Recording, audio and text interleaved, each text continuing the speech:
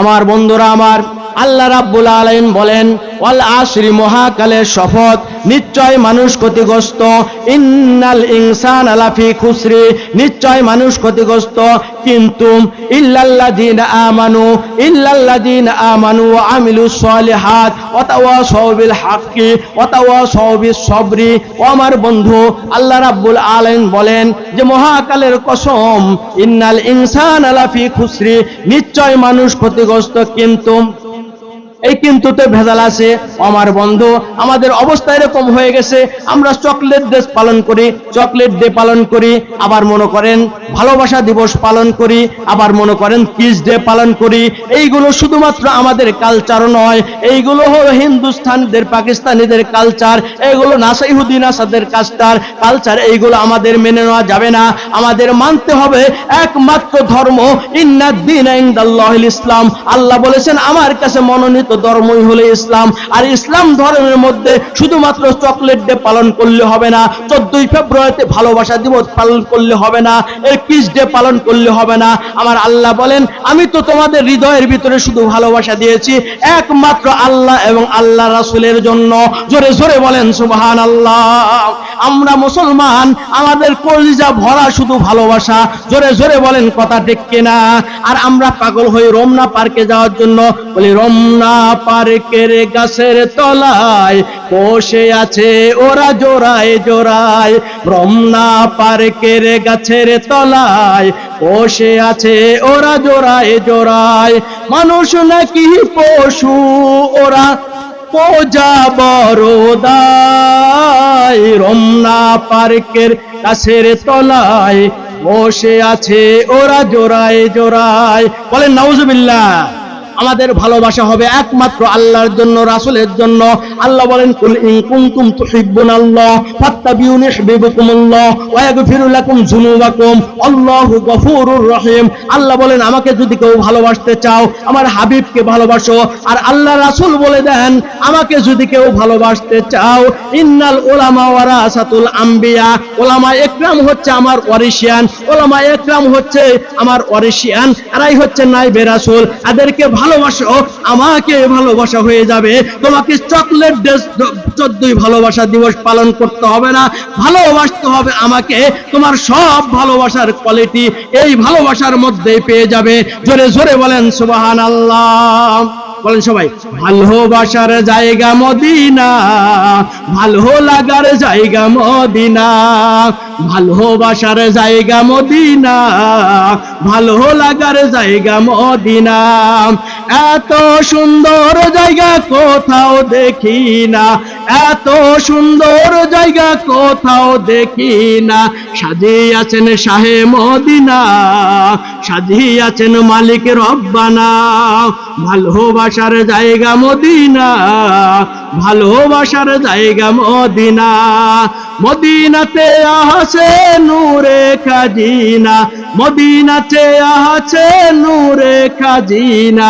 আশিক ছাড়া অন্য বোঝে না, ভালোবাসার জায়গা মদিনা, ভালো লাগার জায়গা মদিনা, ভালোবাসার জায়গা মদিনা। যতই দরুদ পড়ি, যতই দরুদ পড়ি তৃপ্তি মেটে না, যতই দরুদ পড়ি তৃপ্তি মেটে না। ভালোবাসার জায়গা মদিনা, ভালো লাগার জায়গা মদিনা। বলেন আলহামদুলিল্লাহ। আপনাদের কি ভালো লাগতেছে নাকি খারাপ লাগতেছে? আলহামদুলিল্লাহ। যাই হোক, আলোচনা, আমার আলোচনা হচ্ছে যুগোপযোগী আলোচনা। সম্মানিত উপস্থিতি, আল্লাহ বলেন অল আসরি, মহাকালের শপথ, ইন্নাল ইনসানা লাফি খুসরি, নিশ্চয় মানুষ ক্ষতিগ্রস্ত, ইল্লাল্লাযিনা আমানু, কিন্তু তারা নয়, আমি আল্লাহ বলতেছে ইল্লাল্লাযিনা আমানু, অর্থাৎ আমি আল্লাহর উপর যারা ঈমান আনয়ন করেছে। ঈমান আনয়ন করতে হবে কার উপরে? আল্লাহর উপরে। আল্লাহ বলেন ইল্লাল্লাযিনা আমানু, আমি আল্লাহর উপর যারা ঈমান আনয়ন করেছে, ওয়া আমিলুস সলিহাত, যারা সালাত প্রতিষ্ঠা করেছে, সালাত প্রতিষ্ঠা করছে। সালাত শব্দের আবিধানিক অর্থ হচ্ছে নামাজ। নামাজ হলো ফার্সি শব্দ, আর সালাত হচ্ছে আরবি শব্দ। জোরে জোরে বলেন সুবহানাল্লাহ। বলতেছে ও আমিলুস সালিহাত ওয়া তাওয়াসাউ বিল হাক্কি, বিপদ আপদ মুসিবতে যারা কিনা অটুট থেকেছে আল্লাহর রাস্তায়, আল্লাহ রাব্বুল আলামিন বলেন ওয়া আমিলুস সালিহাত ওয়া তাওয়াসাউ বিল হাক্কি, যারা হকের উপর অটুট থেকেছে, ওয়া তাওয়াসাউ বিস সবরি, যারা বিপদ আপদ মুসিবতে ধৈর্য ধারণ করেছে। কার উপরে? আল্লাহর উপরে। সে আল্লাহ রাব্বুল আলামিন বলতেছেন ইল্লাল্লাযিনা আমানু, আমি আল্লাহর উপর যারা ঈমান আনয়ন করেছে, ওয়া আমিলুস সালিহাত, যারা সালাত প্রতিষ্ঠা করেছে, ওয়া তাওয়াসাউ বিল হাক্কি, যারা হকের উপর অটুট থেকেছে, ওয়া তাওয়াসাউ বিস সবরি, যারা বিপদ আপদ মুসিবতে ধৈর্য ধারণ করেছে, আমি আল্লাহর উপরে তারা ব্যতীত সবাই ক্ষতিগ্রস্ত। জোরে জোরে বলেন সুবহানাল্লাহ। যারা নামাজ আদায় করে নাই তারা ক্ষতিগ্রস্ত হবে, যারা সালাত আদায় করেছে তারা ক্ষতিগ্রস্ত হবে না। আলহামদুলিল্লাহি রাব্বিল আলামিন, সকল প্রশংসার মালিক কে? সকল প্রশংসার মালিক হচ্ছে আল্লাহ। আর রহমানির রহিম, রহম দাতা হচ্ছে আল্লাহ। মালিক ইয়াউমিদ্দিন, বিচার দিনের মালিক হচ্ছে আল্লাহ। ইয়্যাকা নাবুদু ওয়া ইয়্যাকা নাস্তাইন, ইয়্যাকা নাবুদু ওয়া ইয়্যাকা নাস্তাইন, আল্লাহ বলেন আমার ইবাদত করো, আমার কাছে সাহায্য চাও। ইহদিনাস সিরাতাল মুস্তাকিম, সহজ সরল পথের প্রতীক হয়ে যাও। সিরাতাল লাযিনা আনআমতা আলাইহিম, ওই পথে চলো যে পথে তোমার নবী রাসূলগণ সাহাবিয়ান একরাম চলেছে, ওই পথে চলতে হবে। ওয়াইরিল মাগদুবি আলাইহিম ওয়ালাদ দাল্লিন, ওই পথে চলা যাবে না যে পথে চললে আবু জেহেল, উকবা, সাইবা, হামান, কামান, শয়তান খুশি হয়। ওই পথে চলা যাবে না যে পথে চললে আল্লাহ খুশি হয়ে যায়, শয়তান বেজার হয়ে যায়। ওই পথে চলো। বলা হয় আমিন, অর্থাৎ দাল্লিন বলার সাথে সাথে বলা হয় আমিন। আর আমিন শব্দের আবেগিক অর্থ হচ্ছে কবুল করো, কবুল করো, মনের বাসনা খানাই কাবা না দেখাইয়া মরণ দিও না।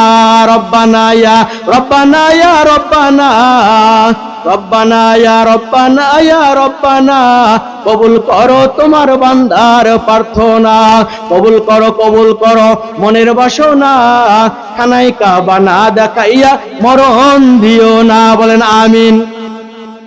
এই যে সূরা ফাতিহার পরে আমিন বলা হয়, এই আমিন বললে কয়টা লাভ তা জানেন? আমিন বলা হয়, ইমাম সাহেব বলে দাল্লিন, অর্থাৎ সূরাতুল ফাতিহা শেষ করার পরে ইমাম সাহেব যখন দাল্লিন বলে তখন মুসল্লি আমিন বলে, আবার ইমাম সাহেব মনে মনে আমিন বলে, আর আল্লাহর আসমানের ফেরেশতারাও আমিন বলে। ও আমার বন্ধু হট্টকুতলাবাসী, ও আমার প্রিয় ভাইরা, আল্লাহ রাব্বুল আলামিন বলেন এই আমিন বলা, তিনজনের আমিন বলা যদি একত্রিত হয়ে যায়, আমি আল্লাহ ওই বান্দাদের গুনাহ খাতা মাফ করিয়া দিই। জোরে জোরে বলেন সুবহানাল্লাহ। তাহলে আমিন বলার দরকার আছে না নাই? আমিন বলার দরকার আছে। আমরা মুনাজাতের শেষে আমিন বলি, তাই না কথাটা? তার বলা হয় রব্বানা যালামনা, কিছু কিছু সময় আল্লাহ কয় তোর কথা আমি শুনলাম না, কয় না? কয় না? এটা কিন্তু আমরা দেখি না। ও আমার বন্ধু, বলা হয় রব্বানা যালামনা, আল্লাহ কয় তোর কথা আমি শুনলাম না। বলে প্রশ্ন করা হবে কেন তুমি শুনলা না? তোমার টার্গেট ভুল, মন্তব্য ভালো। টার্গেট ক্লিয়ার করো, মন্তব্য একাই ভালো হয়ে যাবে। জোরে জোরে বলেন কথা ঠিক কিনা?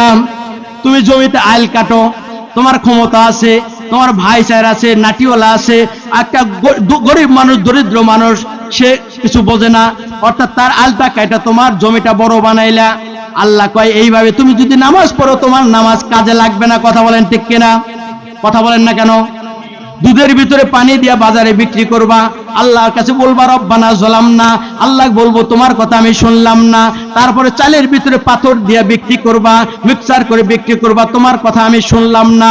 তারপরে দেখা যায় বর্তমান আমরা ডিজিটালাইজেশন, দেখা যায় যুবক সময়ে নামাজের কোনো খবর নাই, কিন্তু 50 বছর 70 বছর 80 বছর হয়ে গেছে, দাঁতটা কিন্তু পড়ে গেছে গা। এই মতো অবস্থায় সে মসজিদে যা বলে রব্বানা, বলে সুবহানা রব্বিয়াল আলা, কিন্তু সঠিকভাবে সুবহানা রব্বিয়াল আলা বলতে পারে না, কয় সবিন তাল ভালা। কথা কোন ঠিক কিনা? এই বলে এইভাবে ইবাদত বন্দেগী কাজ হবে না। আল্লাহ বলেন অমাকারু ওয়ামাকারাল্লাহ আল্লাহু খায়রুল মাকিরিন, আল্লাহ বলেন তোমার মক্কর আমি জানি, তোমার চাইতে দ্বিগুণ মক্কর আমি জানি। কথা বলেন ঠিক কিনা? আল্লাহ উপরে কি হয় তাও দেখে, জমিনের নিচে কি হয় তাও দেখে। আল্লাহ বলেন ফামাইয়া আমাল মিসকাল যাররাতিন খায়রান ইয়ারা ওমাইয়া আমাল মিসকাল যাররাতিন শাররান ইয়ারা। আল্লাহ বলেন এক কিঞ্চিত পরিমাণ, এক শস্যা পরিমাণ তুমি আমল ভালো করেছো, এটাও আমি আল্লাহর কম্পিউটারে ধরা খেয়ে যায়। আবার শস্যা পরিমাণ গুনার কাজ করেছো, এটাও আমি আল্লাহর কম্পিউটারে ধরা খেয়ে যায়।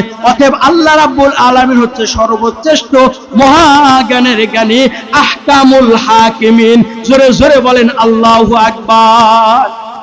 আমার কথায় কি বেজার হইলেন?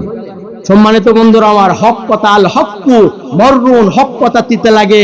আল্লাহ বলতেছে ওয়াল আসরি, মহাকালের শপথ, ইন্নাল ইনসানা লাফি খুসরি, নিশ্চয় মানুষ ক্ষতিগ্রস্ত, ইল্লাল্লাযিনা আমানু, যারা যারা আমি আল্লাহর ইবাদত বন্দেগী করবে, আমার উপর ঈমান আনয়ন করবে, সালাত প্রতিষ্ঠা করবে, হকের উপর অটুট থাকবে, বিপদ আপদ মুসিবতে ধৈর্য ধারণ করবে, তারা ব্যতীত আমি আল্লাহ সবাইকে ক্ষতিগ্রস্ত করব। শুধুমাত্র তারা ক্ষতিগ্রস্ত হবে না। জোরে জোরে বলেন সুবহানাল্লাহ। সম্মানিত উপস্থিতি, প্রধান বক্তা এসেছেন, সুন্দর মনোনীত কণ্ঠে সুমিষ্ট ভাষায় আলোচনা করে যাবে ইনশাআল্লাহ। আমরা সবাই তার আলোচনা মন মুগ্ধকর অবস্থায় আমরা শুনবো ইনশাআল্লাহ। আমার প্রতি কি আপনারা বেজার না খুশি? আমিও আপনাদের উপর রাজি, আল্লাহ হয়ে গেছে খুশি। বলেন আলহামদুলিল্লাহ। আবার কোন সময় যদি আল্লাহ সুযোগ করে দেয়, আবার আপনাদের সামনে বগুড়া থেকে এসে যাবো ইনশাআল্লাহ। আজকের আলোচনা এই পর্যন্তই। আজকের মরহুম আফাজউদ্দিন সাহেবের রুহে মাগফিরাত কামনা করে যারা এই কোরআনের আয়োজন করেছে তাদেরকে অসংখ্য অসংখ্য ধন্যবাদ জানিয়ে, প্রাণ ঢালা অভিনন্দন জানিয়ে, তাদের সংসারের মধ্যে বরকত নাজিল হোক এবং তাদের সবাইকে হায়াতে তাইয়্যিবা দান করুক। যারা অন্ধকার কবরে চলে গেছে, আল্লাহ রাব্বুল আলামিন এই হট্টকি তলার সমস্ত গাছতলায়, বাসতলায়, পারিবারিক কবরস্থানে, যৌথ কবরস্থানে যারা ঘুমিয়ে আছে, অন্ধকার কবর থেকে পৃথক চোখে ছেলে মেয়ে সন্তানদের দিকে তাকিয়ে আসে, আল্লাহর দরবারে ফরিয়াদ করি প্রত্যেকের কবর আযাবগুলো মাফ করে কবরগুলো রিয়াজুল জান্নাতের বাগান হয়ে যাক। এই আশা আকাঙ্ক্ষা ব্যক্ত করে আমি গুনাহগার বাতিলের আতঙ্ক সংক্ষিপ্ত আলোচনা ইতি টানছি। আমা তাওফিক ইল্লা বিল্লাহ। আসসালামু আলাইকুম ওয়া রাহমাতুল্লাহ।